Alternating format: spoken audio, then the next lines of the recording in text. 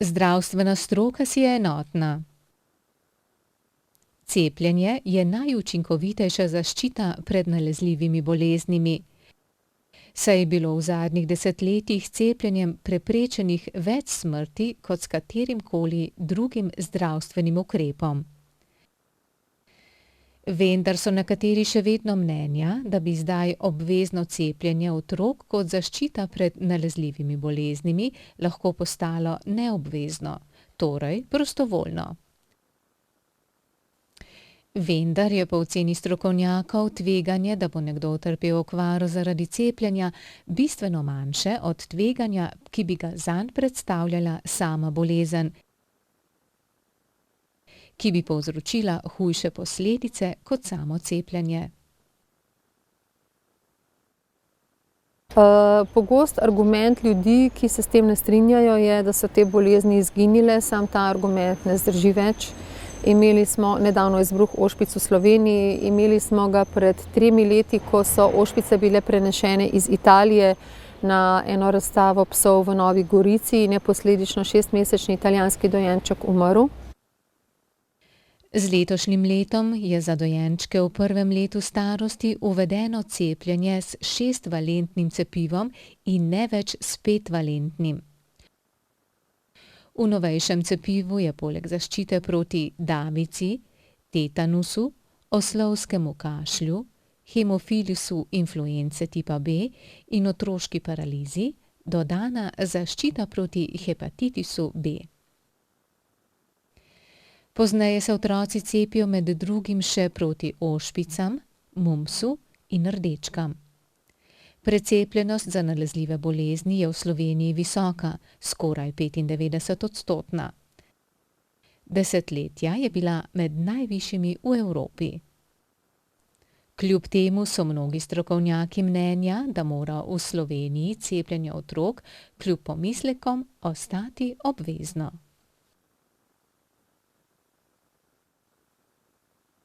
Mislim, da je ta trenutek to gotovo najbolj varno. Kot neka skupnost, kot družba se bojim, da v tem trenutku še nismo dosegli tiste stopnje zavedanja o tem, da koliko je pomembno, da skrbimo tudi en za drugega, ne samo vsak zase, da bi bilo to varno opuščati, ker je na žalost, kot so recimo nekatere skandinavske države, kjer cepljenje ni obvezno, pa je precepljenost višja kot pri nas, si jaz tega pri nas ne bi čisto še znala predstavljati.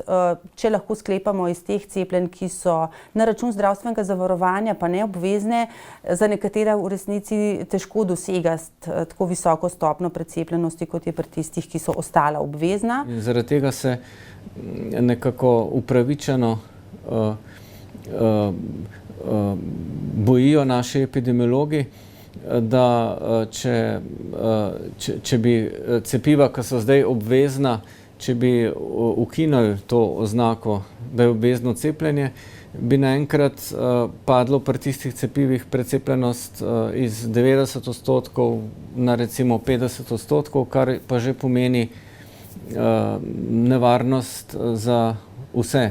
In zaradi tega mislim, to je glaven pomislek, da se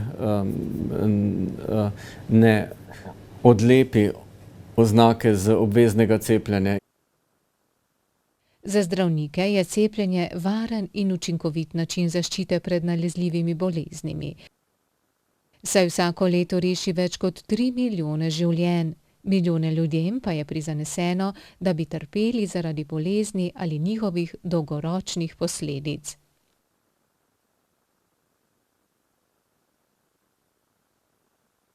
Tisti, ki nasprotujejo obveznemu cepljenju otrok, trdijo, da imajo cepiva neželene učinke in da otroci utrpijo hude posledice, kot so avtizem in otroška paraliza.